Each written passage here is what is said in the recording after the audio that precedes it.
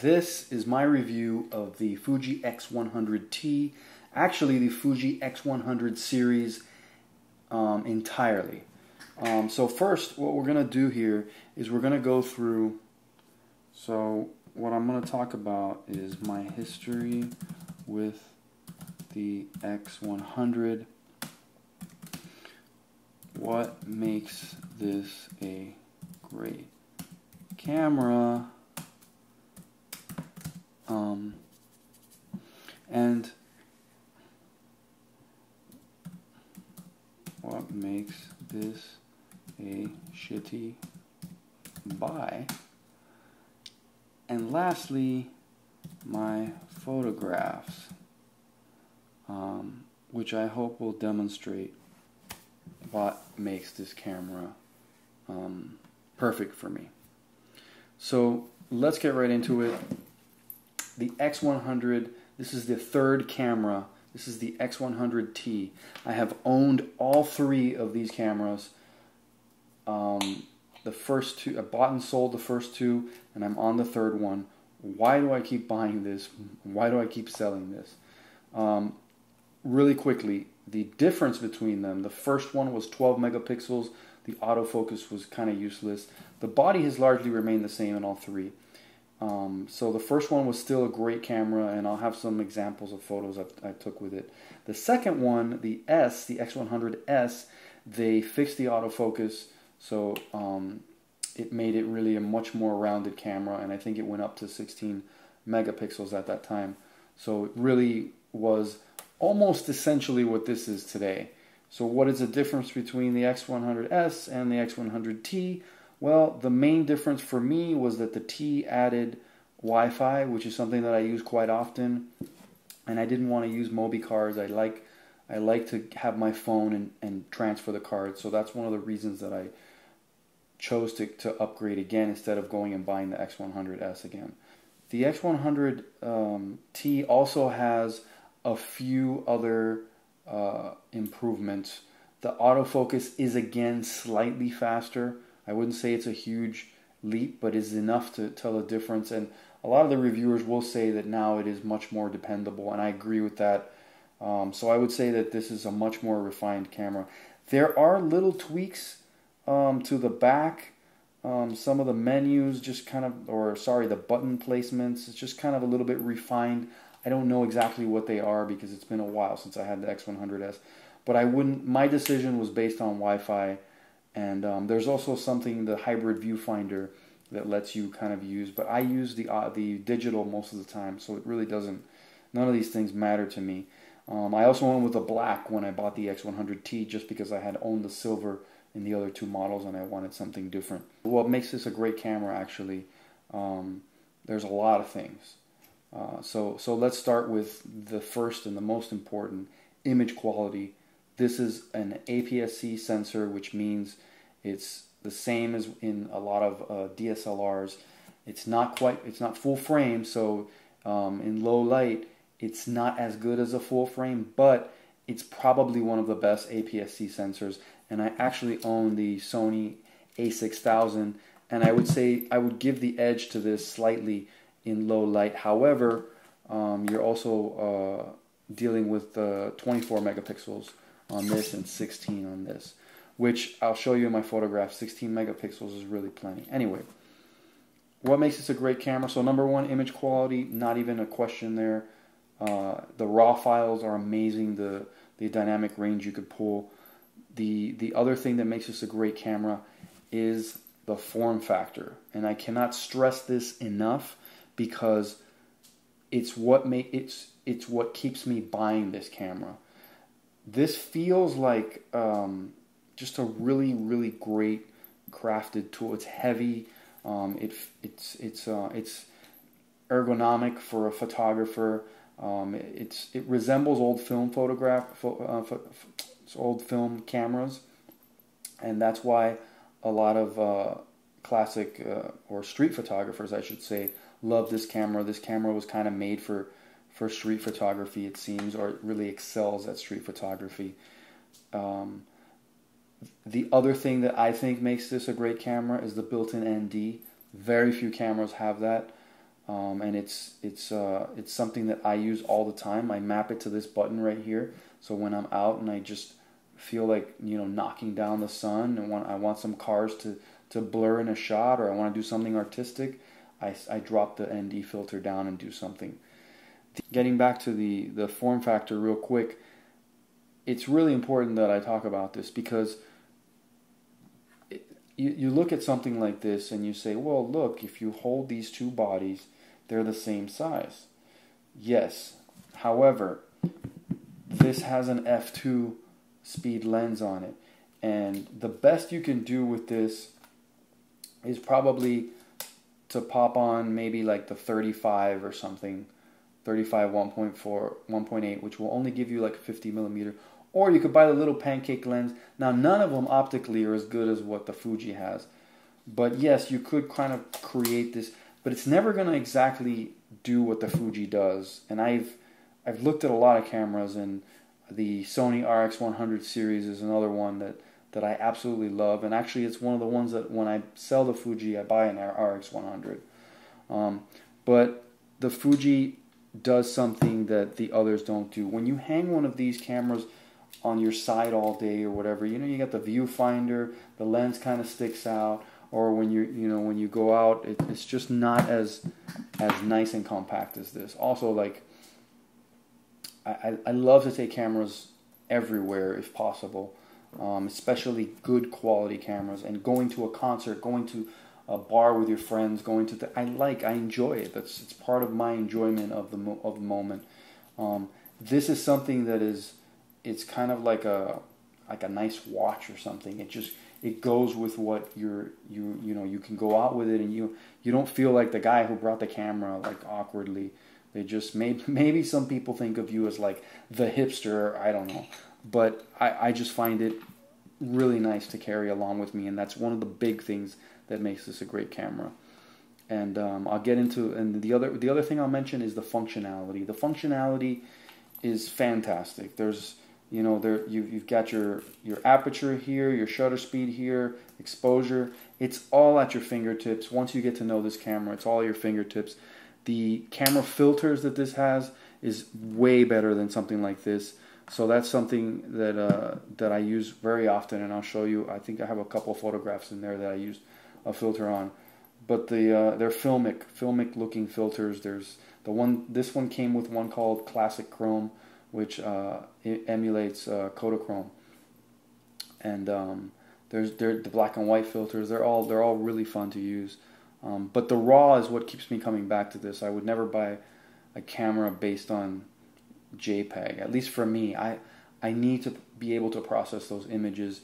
And as I said, I use the Wi-Fi, and because I like to share instantly. But when there's an image that I really, really love, I'm always going to download the raw image.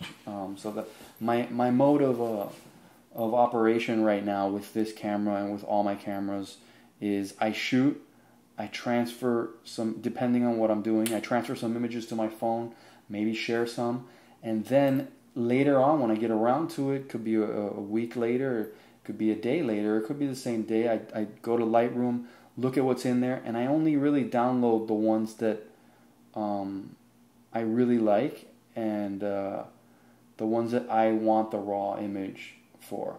Again, I'm not doing, a lot of my photography is not professional. It's not something that somebody's paying me. It's for my own enjoyment. And this camera is probably one that a lot of people use for their own enjoyment. Although there's nothing that you can do, and I have professional shots with this camera. Actually, I don't have any in my library right now, but I do have professional shots that I've taken with this camera. So, what makes this a shitty buy? Or I should actually say, who is this camera not for? Well, this camera is not for most people. The video quality is really substandard for me. So we've come to expect that cameras do double duty now, and this camera doesn't. So I can't imagine there's a lot of people. This is also a very expensive camera. We haven't talked money, but this is $1,300, brand new. You can buy it. I like to buy used. This one, you know, for about 1,000, 1,100, maybe even 900 if you look really hard and you can find it used. The other models are a little bit less, maybe I think five or 600. You could buy the X100s, the one that came before this, but it's an expensive quality machine. This body cost probably, I think it's around $500 just for this body. So you might think that's cheaper, but then if you want a quality lens on that, you still might be under, but not by much. And what you have here is a package of a quality lens and an amazing, for photography only. Now the thing is, this shoots great video. The A6000 shoots great video. So versatility is not this camera's strong suit, and I think that for most people this is not a great buy. You have to be in love with photography, and that's what I'm gonna show you now.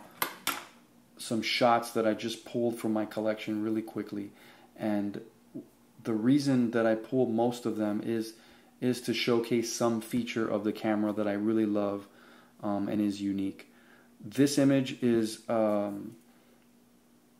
taken with the x100, the original camera, and it's something that I do a lot with this camera. I think I was using the ND filter, possibly not, because it was already, the sun was going down, but I'm panning and, you know, capturing that motion. This camera has a leaf shutter, so capturing that motion, there's hardly any shake. You can just put it to your eye and move very quick, and almost none of the shots that I attempt like this, after doing this for about a week or two, I could nail them all. I could nail the focus on almost all of them. This is just a random shot of my daughter with the original camera. The colors, the dynamic range, it's all pretty awesome. This shot is actually someone that we interviewed for the FIU magazine, and this was, you could call this a professional shoot, although we were there really capturing video, and I had the X100 around my neck. This was I think this was the original X100, or maybe it could have been the S, around my neck, and as he's, you know, talking to the writer who's writing the story, I'm shooting pictures, and I love the way that this photo turned out. And again, it's because it was just hanging around my neck. It doesn't weigh anything. I also had a video camera with me. Same deal. Another wine alumni of the school. Again, he was having a conversation. I had this camera with me. It's great in low light. This is 1600 ISO at f2. And this camera just excels at these types of photos. This next one is another demonstration of the high ISO. This is 2500 ISO and it's f2. And the other thing about this camera, well, and the other two, is that it allows the people who you're photographing to not pay attention to you. There's something about this camera that it's so small and not very it's just not an overbearing thing to hold to your eye, and nobody feels like, you know, like that aggression I think that a lot of DSLRs make people feel with the big lens. So people kind of ignore you. So this shot, I love this shot. We've used it on the homepage of the university and a bunch of other places, but I think one of the things that's great about it is that nobody is looking at the camera, and again, that's something that I think this camera excels at. And the other part of this, I'll show you real quick, actually, is the processing. So I can show you, this was the original shot, a bit blown out. You know, you can clearly see the whites are blown out there, and if I go back, you see how I can recover almost all the highlights. Everything looks pretty good. The next shot I want to show you is of my daughter, and the important thing here, or what I want to show here, is that this camera does, and this is kind of a niche thing, but when I learned about it, I immediately wanted to try it out. It can sync the flash at 1/1000th of a second. There isn't a lot of cameras that can do that out of the box. So I thought, oh, this is a fun thing, and in my home studio, I had a mattress, and she's jumping up and down, and I captured this really just great image of that I used, and I put it up in my house. This great image of her jumping up and down, and I wanted to show you that even at 16 megapixels, you know, you can do a crop of this. Is it razor sharp perfect? No, but I printed a canvas, what size canvas? I think it was an 11 by 17 or something of that size, and it looks fantastic. Everybody who comes to my house thinks it's, you know, it's, we went to a studio professional. We did. I have a studio in my office, but anyway. So another one from that series. This one is one of the filters. I believe it's the one of the black and white, probably the yellow. I like to use the yellow a lot because I like the skin tones. It's a black and white with a yellow. I think it emphasizes the yellow color in the black and white. And there's a red one too that is good for architecture. But again, this is one of those things. Those, again, talk about the moments. The moments. We were leaving a hotel or something, and my daughter started looking at herself down at the reflection. Could I take this with a smartphone? Of course. Is it still going to be interesting? Yes. But it's not going to have the amount of detail that I get out of the raw file. And this is, and you can see this was the original shot. So you see the whites in here are blown out, and again, I was able to recover that in the processing, and even because I have all those megapixels, I was able to crop the shot into what I really liked, which was just her looking at herself in the reflection, and all the whites I was able to bring the highlights and bring the exposure and get that fixed.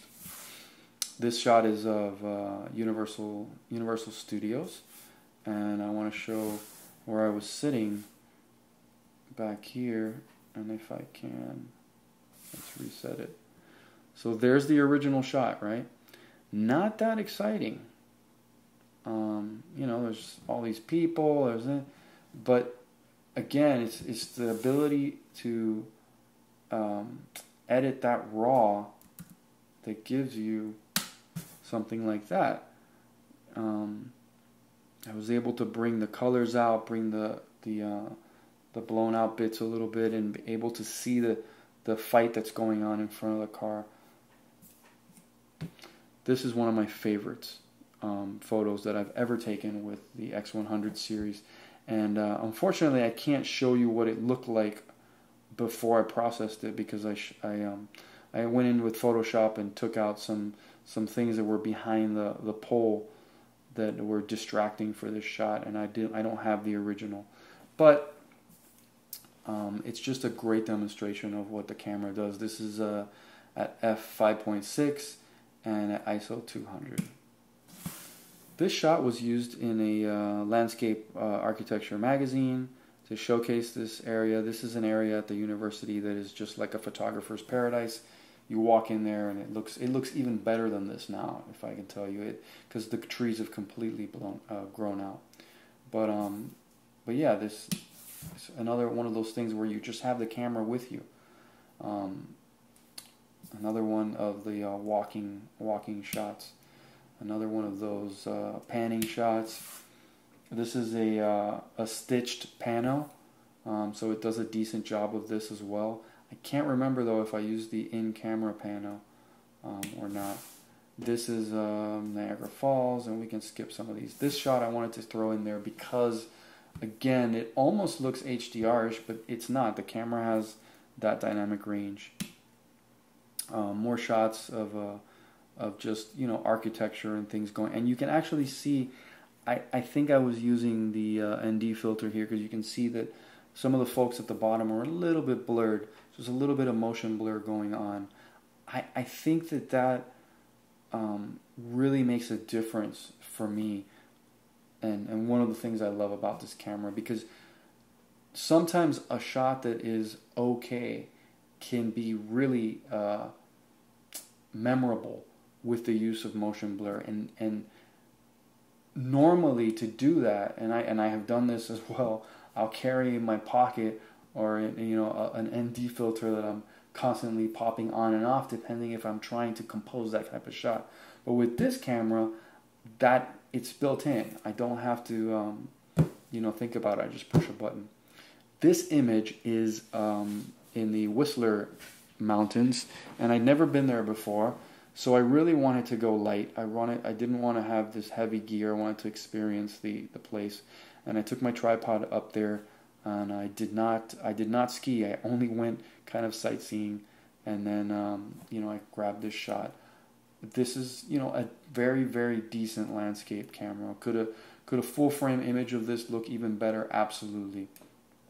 But I think it looks pretty amazing, and you can definitely print this and it will look fantastic, because this is DSLR quality.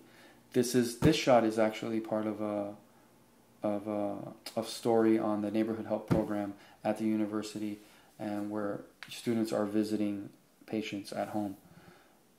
Again, the size of this camera and the versatility made this an easy, fun shoot. Here's a self-portrait looking into a mirror at 6400 ISO. So this demonstrates a few things about the camera. Number one, 6400 is 100% usable. It actually has a filmic looking grain to it. Number two, the macro mode on the camera that we haven't talked about at all. So again, what you're getting with the lens is just, you know, it's pretty nice. You push this button and all of a sudden it can focus a lot closer.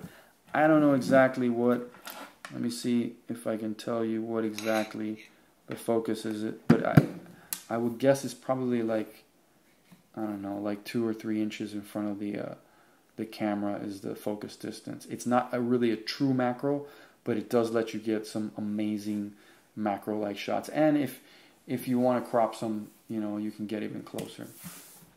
This is a photo of my daughter in the same hotel room, and I, you know, just demonstrating another thing that the camera does. Again, the same hotel room.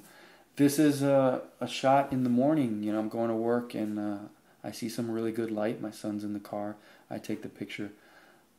Again, I compare this to carrying a smartphone or something small. It's like carrying a DSLR. So you're getting these moments in between, and you're getting a file that is just so rich and so usable. This is just some street photography and at the university. I love, again, this camera excels at that. You don't want to be walking around with a big camera, or I would say with even a kind of chunky camera. You want to be comfortable, and this camera is so light. I mean, I literally can hang it around my neck like this, and walk around comfortably, kind of like that classic tourist that you see in the movies. But at the same time, it's comfortable. Yes, people might look at me because I'm wearing it around my neck, but it doesn't weigh anything. And when I want to go be more discreet, I put it on my shoulder, which people notice, but still, it's amazing. This is the red filter on the red black and white filter, and it's really great for making dark skies and making some unique images. Here's some night photography with this camera. Again, 6400, it's usable. 6400 and 4000 ISO. There's a little mud here. Again, I say the same thing over and over again because it's true. If you're carrying a full frame camera, you can get these shots and get them better. But this camera is about size and portability. Here's a camera. Here's another example. I think all of these images have the same theme. These are not shoots. They are the moments in between. This is through the windshield of my car at the front of this traffic light, and I will hit there and I'll show you what the shot looked like. That is what the shot looked like as the sun was going down through the window, and I was able to process it and turn it into that. This camera is just, you know, magic for that. This is one of the things. Can the RX100 do that? No. It can probably make a decent shot, but the dynamic range will not allow you to process it into something like this. More shots around campus. This one has absolutely nothing. This is almost straight out of the camera. That's the way that the colors look and the dynamic range looks. These are just some self-portraits. Here's an example again of the timing and of the people not looking at me, because I look like I'm holding this little tiny thing, you know, this little camera. They're just not paying attention to me, and it allows me to take an interesting photo. Here's an architecture shot. This camera is fantastic with architecture. 35 millimeters, a good focal length. Or architecture. Look at the dynamic range. It looks like, you know, it just looks like a postcard, but it also, there's just this richness in the file. And let me see what the unprocessed. So unprocessed, it was a little kind of bland and washed out. It looks like I put a lot of saturation and a little bit of clarity in there. Here's a self-portrait. This is what I look like when I have this camera in front of my eye. And this is what I do all the time when I can. Take a 10-minute break out of the office. I'll walk back and forth and take a few shots. This is an area on campus when they were doing some special event, and they did this canopy. Again, just kind of showing you what the camera can do. This I love the colors and the richness of this shot. And what happens is usually I'm wearing sunglasses that have like a bit of a fade to them, and they make the sky appear so amazing that when you take off the sunglasses, you're like, you don't see the shot, but then you know that the shot is there. So again, I'm walking with my Fuji on my shoulder. I'm like, let me go and capture those clouds the way that they looked. Here's another photo. Again, the repetition I keep, or the thing I keep repeating, is the dynamic range.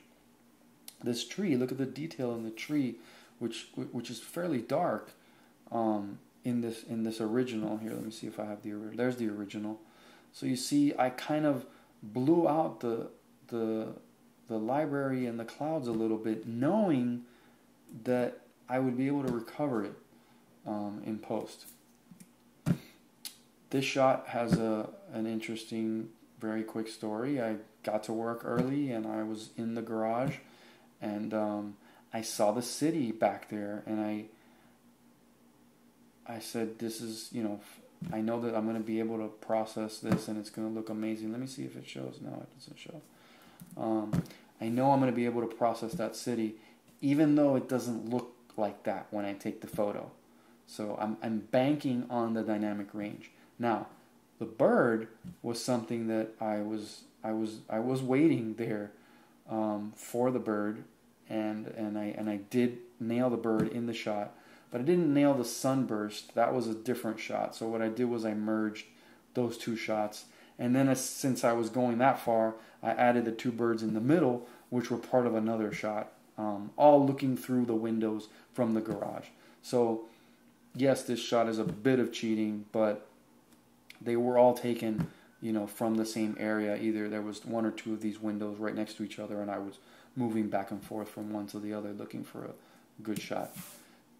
Here's an image of my daughter at the museum, and it keeps the common theme of, like, yes, these are just things that this is your life, whatever it is that you have to do, but having this with you allows you to get some publishable images.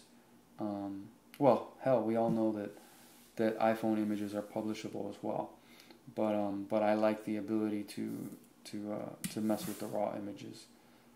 This is, again, same situation. This was the museum. And here's another and the last example that I have, and the dynamic range is, again, really evident. Here's the shot as it comes out of the camera. So it looks like this. You might take this shot, and this is what it'll look like when it comes out of your iPhone or out of the RX100. And I'm not saying the RX100 does have some some raw dynamic range, and I haven't tried the latest one, so it may actually be even more now. But the Fuji, this is what it processes into in terms of colors and dynamic range. So to recap everything that we talked about, and I'm sorry about that noise. I know when I grab this, it makes that noise. To recap, this is a fantastic camera for a very particular type of photographer. If you are that photographer, then I hope this helped you and made you make that decision. And if not, I hope this helped you to say, I need something more versatile. I need to go after a different type of camera. I would look at, if you're still looking for something really small, look at the RX100 series. You can shoot, the latest one shoots 4K. It shoots amazing video, stabilized video, and it shoots really good photos. I recommend both of them, but this is something that is very hard for me because of the opportunity cost. You know, this is a $900, $1,000 little thing hanging on my shoulder. Knowing that I could buy another lens or another camera is always something I think about. But maybe this video actually helps sell me on making sure that I maintain this in my inventory.